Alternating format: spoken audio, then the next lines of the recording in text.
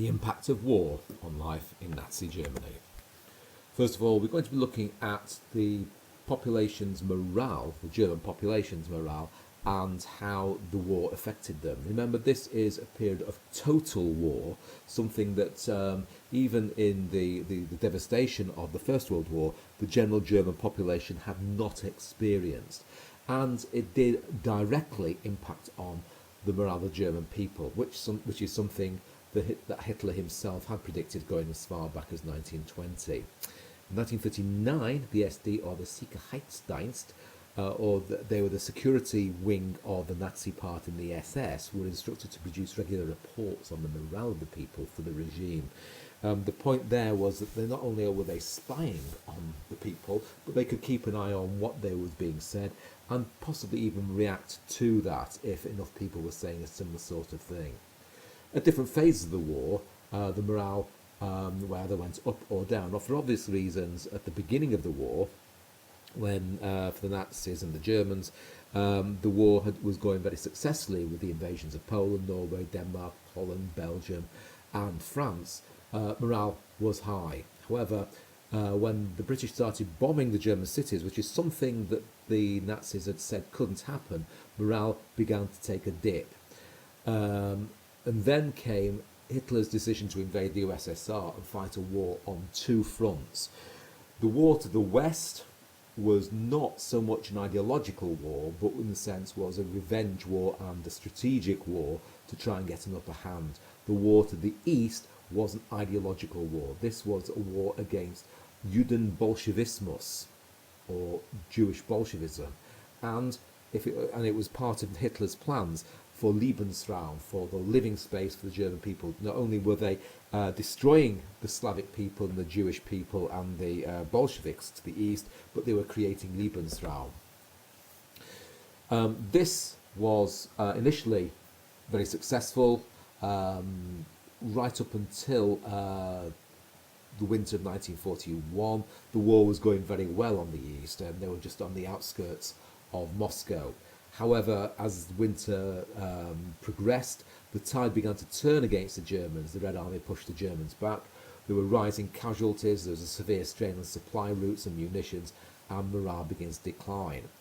Then, in December 1941, around about the same time, Japanese attack on Pearl Harbor brings the USA into the war. More bad news for Germany. There's the 1942-1943 defeat at Stalingrad. This was huge. It was monumental. And this was something that the Nazi Party and the Nazi government made sure wasn't mentioned back home. It meant that basically the whole of the German Sixth Army was surrounded and forced to surrender, largely because Hitler refused to allow them to retreat. The population at home starts to turn against the war and against the Hitler myth. Goebbels' total war speech talks of a real and imminent danger to Germany and for renewed effort by everyone.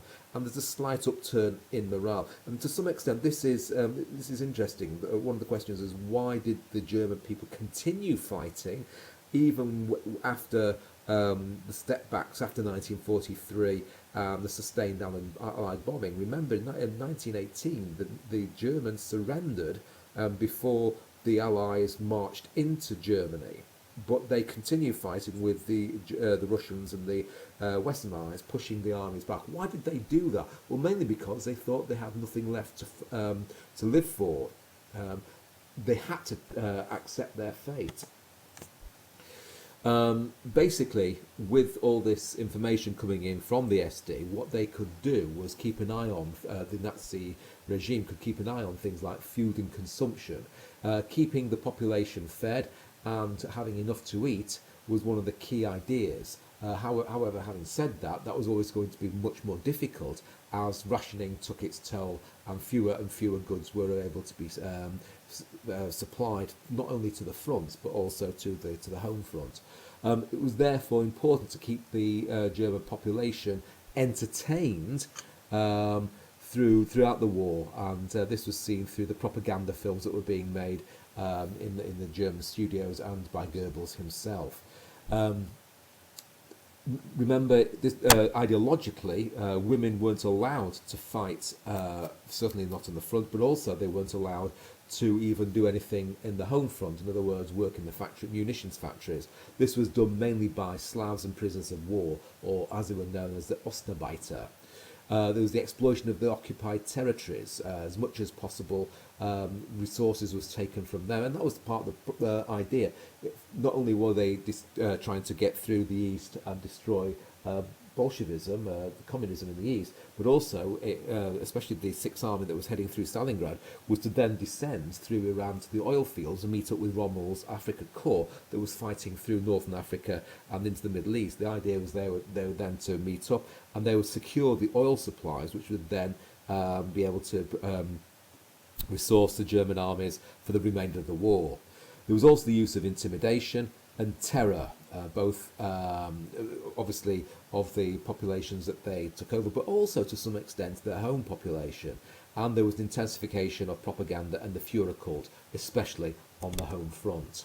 Propaganda was intensified, especially after the defeat at Stalingrad and the total war placed an additional strain on civilian population. The purpose of Nazi propaganda changed to maintain public morale, urging them to have greater efforts. There were the main themes, which were basically anti-Bolshevism. Remember, this is an ideological war to the east. Anti-Semitism.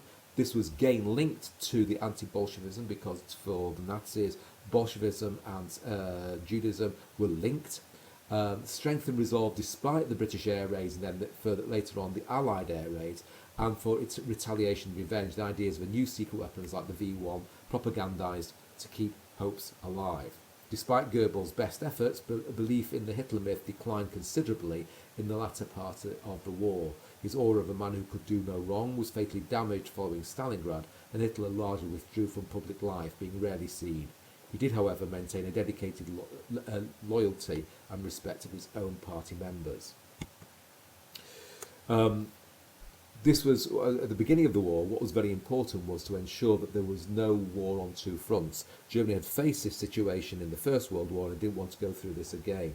So secretly, a pact was organised between Nazi Germany and, bizarrely, the Soviet Union. This was known as a Molotov-Ribbentrop Pact, or the Nazi-Soviet Non-Aggression Treaty. Basically here, that it meant that Hitler could fight a war in the West and try to knock out Britain, and then secretly move against the Soviet Union.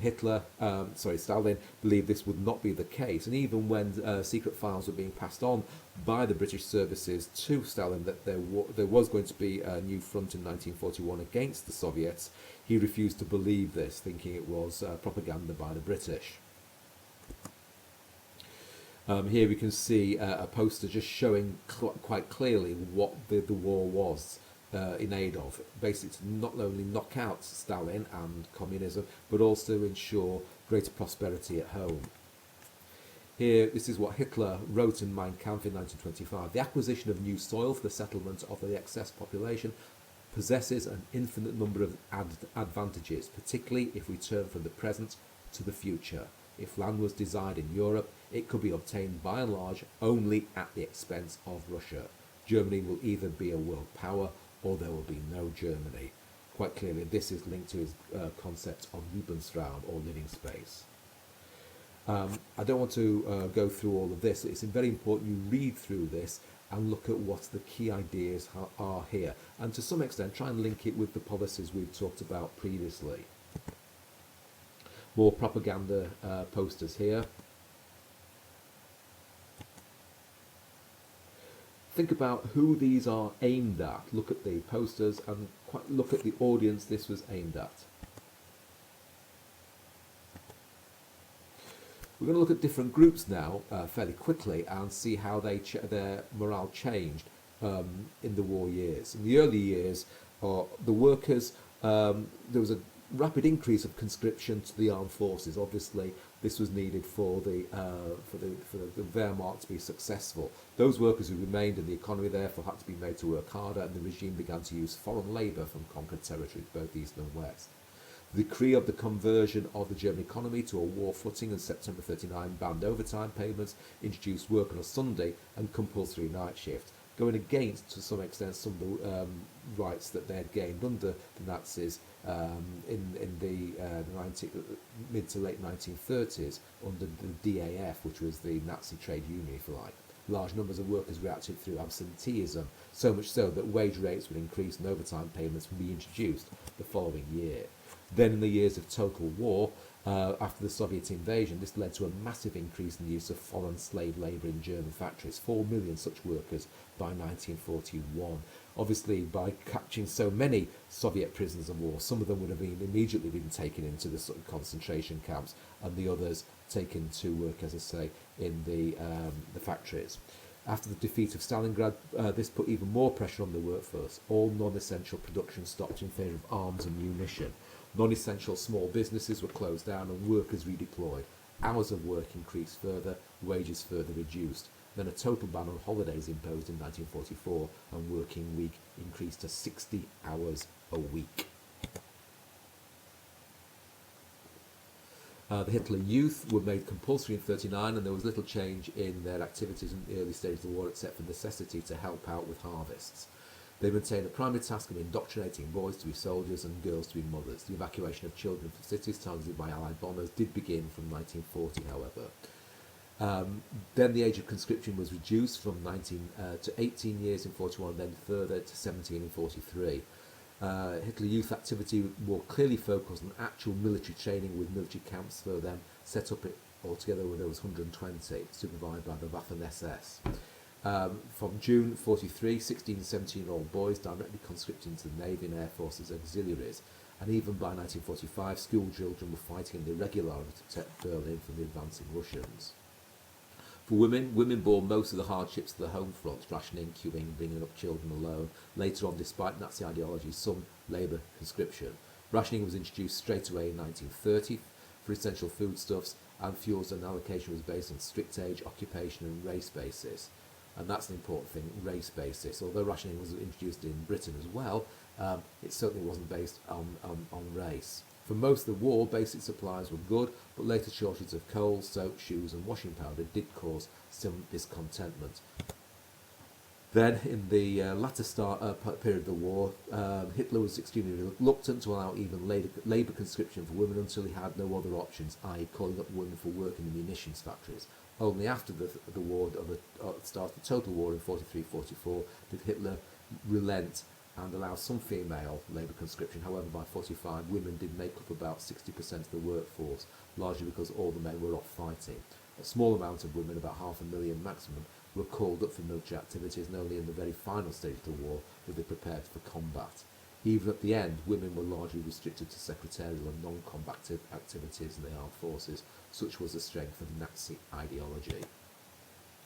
Persecution, well, from 1942, and this is something we'll be looking at a great deal more later, the planned extermination of the entire European Jewish population was mapped out at the Wannsee Conference. To a certain extent, a lot of the decisions had already been made, and to some extent Wannsee didn't even make any final decisions about certain classifications of Jews.